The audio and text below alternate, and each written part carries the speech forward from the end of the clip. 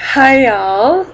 Um, okay, so I recently got an email from somebody. I'm not entirely sure who, and he was talking about how I talk about how much I love Korea, but I don't really talk about some of the negative sides about living here. So I'm not necessarily going to focus on the negative sides, but I do actually want to talk about something because it's kind of been on my mind lately. Because I've had a couple run-ins, and I feel like you guys should know, especially the women, about this kind of thing in Korea. So this is going to be about just safety in general in Korea. Okay, so where I live, there are a lot of bars and clubs, nightclubs, for middle-aged to older people. It is not exactly the best area, honestly. Um, and because of that, sometimes when I come home, there are drunken ajashis who see me and they see my long blonde hair, my light green eyes, my height, and my looks. And something about that, in their little drunken minds, registers as, oh, I see before me a Russian prostitute. So this is where things get uncomfortable, right? So I've already told you guys about how when I first got here, I was actually followed when I was walking along a river by where I live by a guy who wanted me to get in his truck. That was actually the first weekend I was here. A man followed me for a good 3 or 4 minutes, trying to get me to get into his truck. I, of course, said no. And then when he pulled to the side to what I would assume get out and talk to me, I hightailed it out of there. But I have a couple more stories but that I have not told you yet. And I don't want you to get too worried and concerned, but they are kind of uncomfortable moments for me. And if there is one thing that I do not like about Korea, this would be it. The first one would be that I was coming home. I don't even think it was that late. Maybe just at some point in the night, maybe 9 o'clock at night. And uh, I was waiting. I walked into my office tel and I was waiting for the elevator to come. And an ajashi and his friend walk up to me and he tries to talk to me. Usually I have my headphones in, so I ignore ajashis who say like hello. And they pretty much leave me alone. But this guy has followed me into my office tel. So he's trying to talk to me, and I'm kind of humoring him, like, oh, hello, nice to meet you, whatever. And then he goes, oh, number, and takes out his phone. I'm like, no, I don't want to give you my number. And he's like, no, number. No, like, I don't think you understand. Like, I understand what you're saying. I just don't want to give you my number. And eventually he figured out that I understood him, and I did not want to give this like middle-aged man my number because he didn't speak English and was drunk, and his buddy luckily was somewhat sober and dragged him out of there so that I didn't have to talk to him anymore. But it was extremely uncomfortable, okay? But that is not anywhere near as bad as this last story. This is actually fairly recent. I was coming home from a night out. It was maybe 7 o'clock in the morning because you have to wait for the subways to start up again. So waited for the subway, and I got home at about 7 a.m. Daylight outside. I wasn't even dressed that like scantily or anything, just like some shorts and a shirt, a jacket.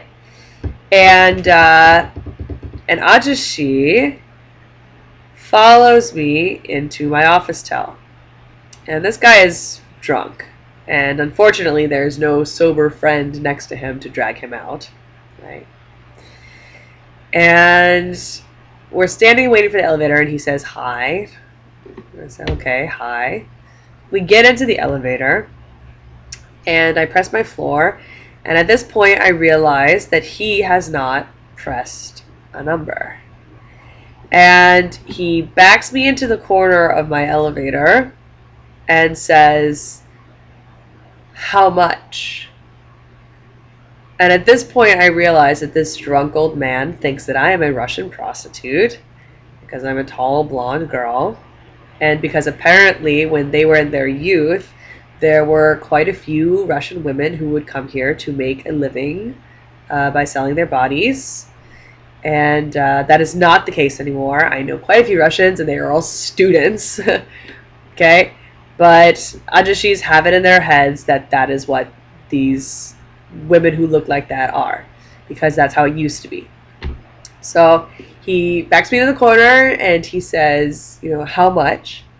And of course I realize, crap, this guy thinks that I'm a prostitute, and he's following me literally in my office towel in the elevator to where I live. And so I'm like, no. You know, I'm a teacher. And he's like, oh, Russian saram? Like, no. Miguk saram? Like, I am American, and I am a teacher. And so the elevator hits my floor, and I get out, assuming that by now he's figured out that I am not for hire. And no, he follows me. So at this point, I'm extremely uncomfortable because this drunken man who does not speak much English has followed me into my office towel, into the elevator where he asks me for sex, and now he is on my floor. So there's no chance in hey-ho that I'm going to take him to my room, because I don't want him banging on my door, or even worse, trying to force his way into my apartment because he's retarded and drunk. So I start making a scene. Unfortunately, there's nobody there on my floor because it is 7 in the morning on a Saturday. Everybody is like resting as they should. And so I start making a scene. I'm like, no, get out of here. Like, kinda like, get out. And I mean, I've got fear and anger in my eyes by this point, like a cornered animal. Like, I am getting upset. And he's like, So I think by this point, somewhere in his head, a wheel is finally starting to creak and turn. And then he goes, oh, okay. Coffee? Buy you coffee? Like, I'm gonna let you buy me coffee, creepy ass Ajushi. Like, you just asked me for sex. So no, I'm not gonna let you buy me coffee. I'm like, no, go, like, get out of here. This is not where you live, and I am not a Russian prostitute. Get out. And he's still just, like, refusing to leave my floor. And so by this point, I decided that if he's not going to leave, I will. So I press the elevator button, and I wait for the elevator, and the elevator comes, and I get in. Luckily, there's another guy in the elevator who I immediately hide behind because he looks sober and like he's going to work. And the guy realizes that I'm in fact leaving the floor, so he gets into the elevator, and at this point I hop out as the doors are closing and hightail it to my place, slam the door behind me so that he can't come back to my floor and figure out which room I'm actually in. So that by far is my least pleasant experience in Korea.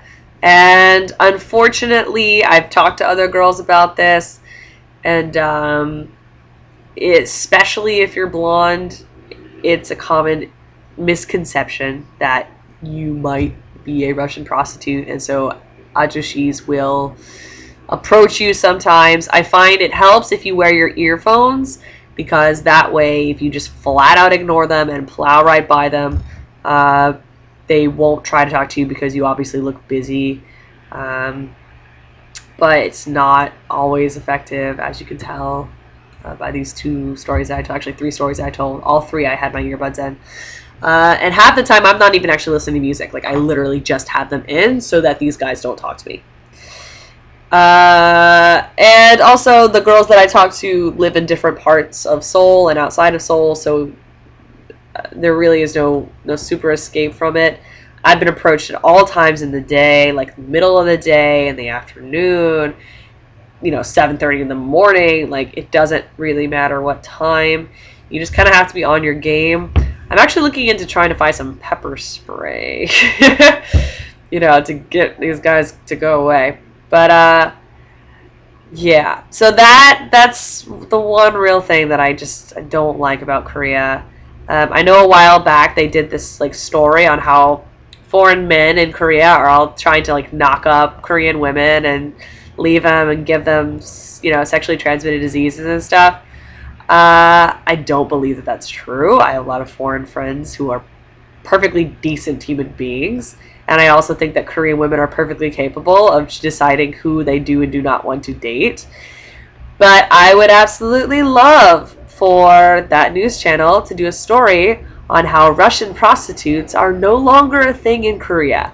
So that maybe then the ajashis will get their head out of the sky, or the gutter, and stop, like, accosting foreigners. Because, quite frankly, it is not okay in any circumstance, and they really need to stop. Yeah. Okay, so I know this has been kind of serious. Sorry, this video is kind of a downer, but I do feel like you guys need to hear the whole story. And yeah, but don't worry, next time I've got some new stories that are a lot better. I still love Korea. I still plan on staying here longer than just my 1-year contract if I can. I love it here. And quite frankly, I still feel extremely safe overall. The ajashis never try to touch me usually.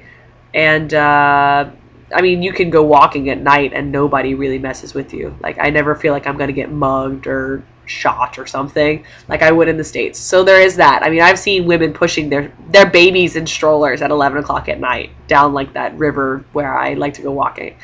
So it still is an extremely safe place. Unfortunately, especially if you are an attractive blonde foreigner. Brunettes too will get this problem, but blonde specifically. Just be careful in areas where there are older, drunken Korean men, is all I'm going to say. So I will see you guys later. Sorry this video ran kind of long. If you have any questions, by all means, post them down below. I would love to answer them for you. And I will see you guys later.